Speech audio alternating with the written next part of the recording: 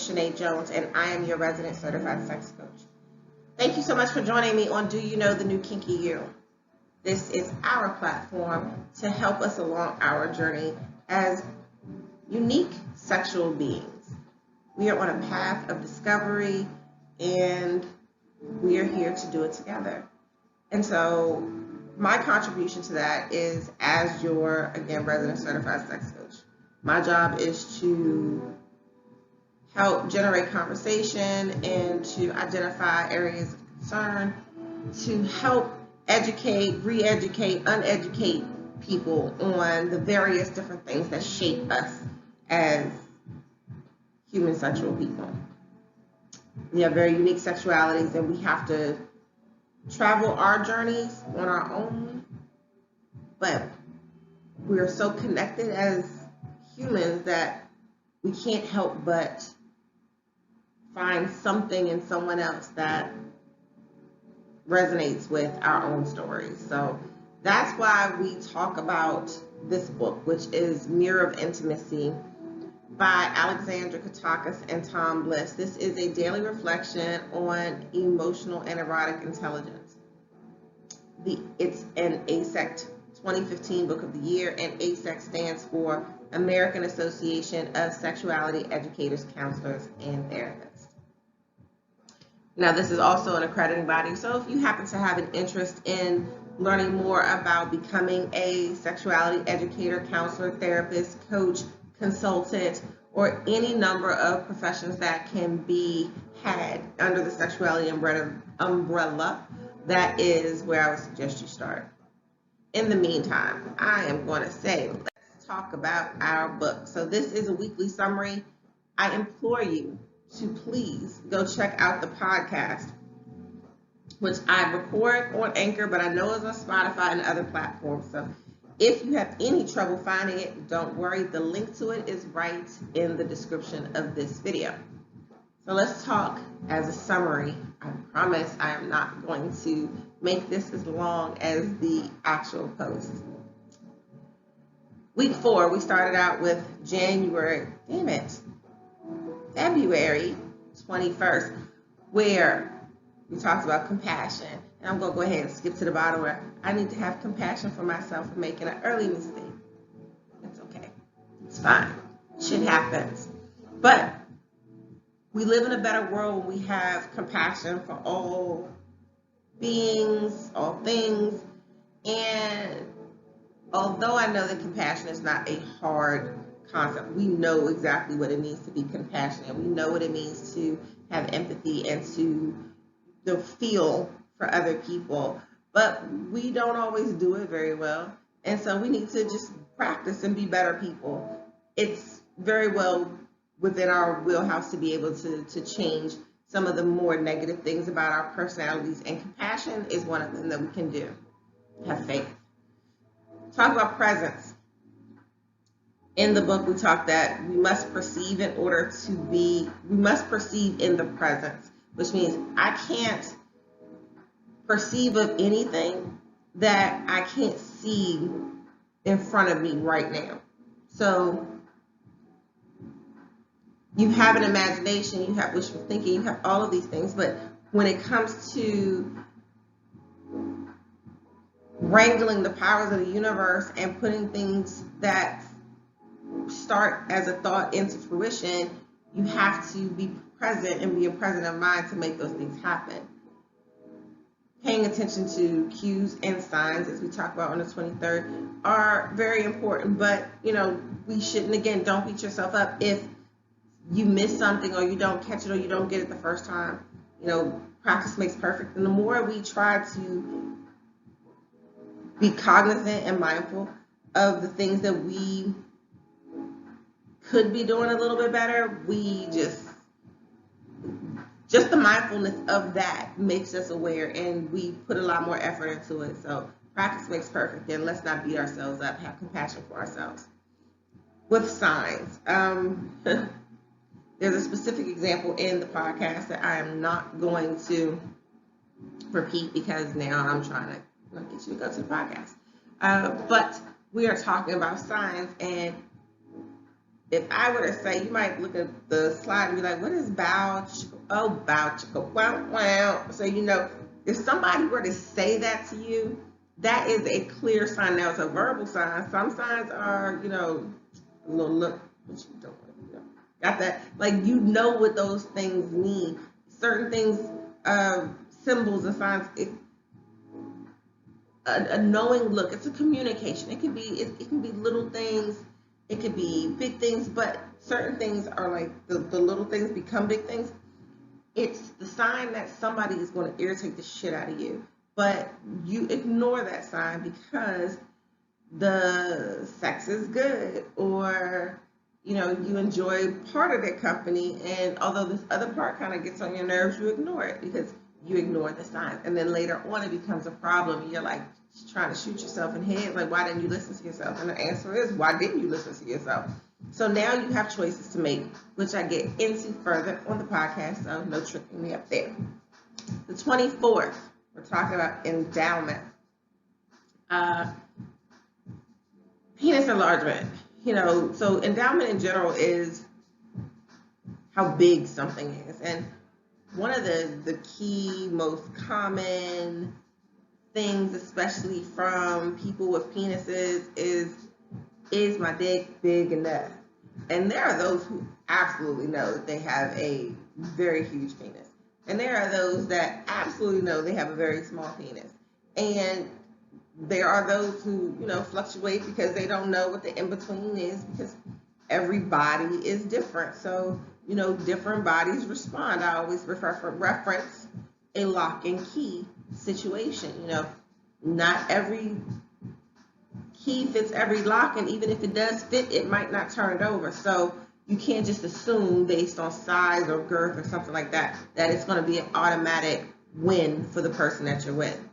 And at the end of the day, we have options. If we're unhappy, first of all, we should always love ourselves and recognize that even in the things that we consider flaws, they are a part of who we are. So love that part of us, but be willing to change it if you're unhappy.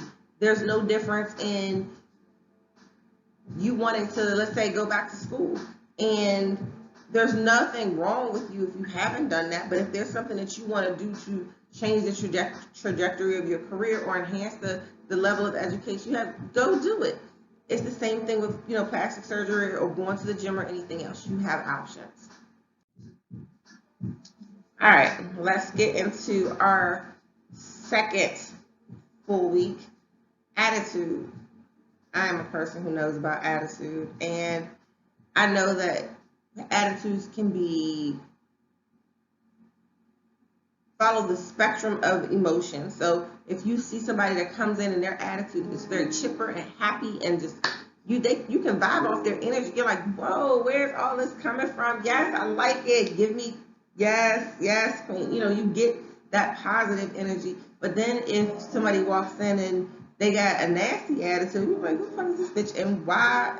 So even in me just saying it, like the response to it is going to be so much more different based on the attitude. And I can tell you 100% for certain, for sure, I work on me. I know this because I am a person that matches energy. So if you're high, I'm high. If you're low, I'm low. But I have to, if I stay in that space and I catch myself, I can pull myself out. So this is where attitude is a choice. I don't have to stay in that little funky place that you tried to put me in. No, I would rather go hang out with this person who is happy and high. So at the end of the day, what I should do is try to flip your negative into something positive, and we both be happy versus letting you wallow in your misery, because that is also an option. On the 26th, I did a whole standalone video about sexual confusion. So my gift to you is, if you would like to get an idea of what the podcast actually looks like, please go check out the YouTube video about the 26th, because I actually recorded that via the phone to do the podcast and the computer to do the video. So it's word for word, except you get to see my beautiful face. Let's see. Oh, We have to start to give ourselves permission. And I don't want to get too much into that because I do have this whole standalone video, but we need permission to be ourselves. We need permission to not know who we are at a particular moment of our lives. There are just certain things, and there's so much terminology that's coming all the time.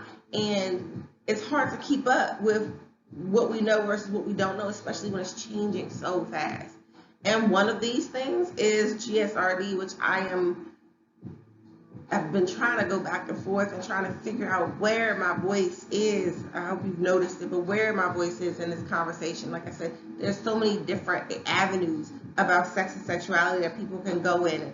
I need to find the voice that matches closely, so closely, inherently with me that is second nature coming out of my mouth, meaning it speaks to my passions.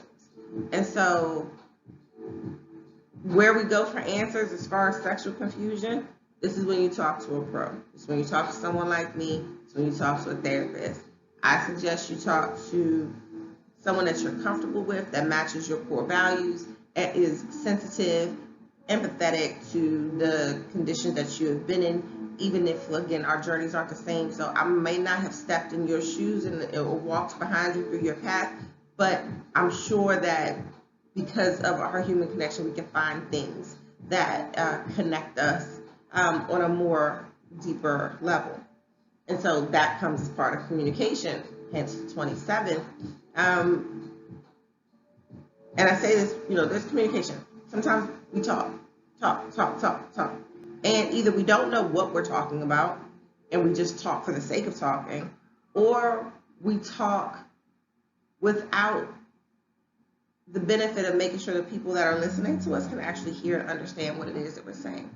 And I know for certain sure when I'm doing this, because I will, in my head and my mind, clearly articulate what it is that I'm saying and clearly articulate how it is that I'm feeling. And whatever it is, that person just doesn't get it.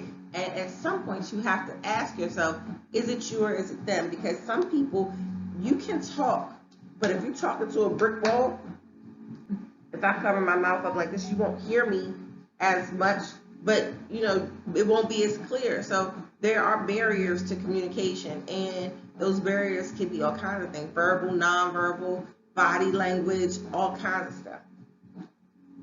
Communication also requires trust, and this is why I put very explicitly lies kill, because you cannot ask me to trust what comes out of your mouth if those words you say are a lie.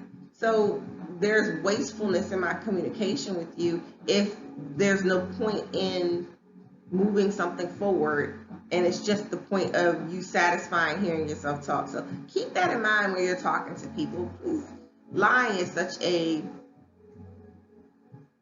waste. Even if you don't have the ability to tell the 100% truth, figure something else out. I would rather, this is me as suggestion, I would rather hear someone say, you know what, as much as I would like to, give you the details or tell you the 100% truth about what's going on, I just can't. It's not my place. I'm not comfortable. I just can't at this time. Maybe later at some other point I'll be able to share it with you, but please just understand that this is where I am. Communication doesn't have to mean giving in at somebody's command because they want to talk about it now. That's not what it means. What it means is being able to put yourselves in a position to both give and receive as part of communication. It's a necessary thing. You have to do it. Get over it. All right. The 28th, and as you can see, the 29th. Now, this is the 2015 ASEC Book of the Year, and this is the first time that this has stumped me, because usually I'm like, it doesn't matter, the year, it's fine, but apparently they snuck extra day in of the leap year. So we're going to squeeze the 29th in and call it our bonus baby for our podcast topic. And you see, I keep forgetting about the screen cutting off, so I made it a little bit shorter. So one bullet each for each day. So the 28th, we talked about flow. And that's just really about that vibe, that energy. And as you start to get things going, have you ever been into a good groove where all the words are coming together and all the feelings are coming together, and that's that flow of energy, that flow of positive. That's what it's talking about on the 28th. And then how things can break that flow or try to block that flow. It's like you have to be aware of it and know how to circumvent around, because we got things to do. We got to stay in that groove. It also talked about how, a lot of us as humans, we rely on chemical stimulation to get that flow boost. So either through the use of recreational drugs or through neurochemical like dopamine and things like that. So we look for that rush. And finally, on the 29th, we talked about purpose. And it's really talking about the question that most of us, if not all of us, have asked at some point in life. Like, what is the point of life? Why are we here? What is my purpose? And I think that question is a question that we really have to ask ourselves. It's like, I feel like right now, after all of life that I've lived so far, I am essentially being reborn into a person with a new purpose, a renewed purpose to do this work in sexual health and sexual education. When I tell you, I feel it through my spirit and my bones. And if I could, at this rate, like I just had a flash of Dr. King, I have a dream speech. If I could deliver that same speech in a sexual context to everybody know, from the mountaintops to the valleys low, that you are a free human sexual being and that pleasure is something that is your right. That is my purpose in life. So as many people as I can relay that message to, that accept it and then turn that message into themselves, and then perhaps then further that message onto their own children and their own families, to eventually effectually change how it is that we relate with sex. We need to change our relationship with sex. So that is my purpose. What is yours? Hopefully it's to be on the journey with me to some degree, where we are changing the world together, because that is why I appreciate you for staying here and stopping here and watching and supporting me and this channel and the effort. So all of the social media information was on the first slide, so please feel free to go check me out. Do all of the things, the likes, the shares, the comments, the subscribes, the follows, all of those. I so appreciate it. I appreciate you. Thank you so much for enjoying this summary with me. These communications about sex can be difficult, but I promise you, the more we have them, the more honestly we have them, the more passionately we have them. Whether we agree or disagree is not the point. The point is to start talking about it, and then it becomes less of a, okay, let's talk about it. All right, I digress.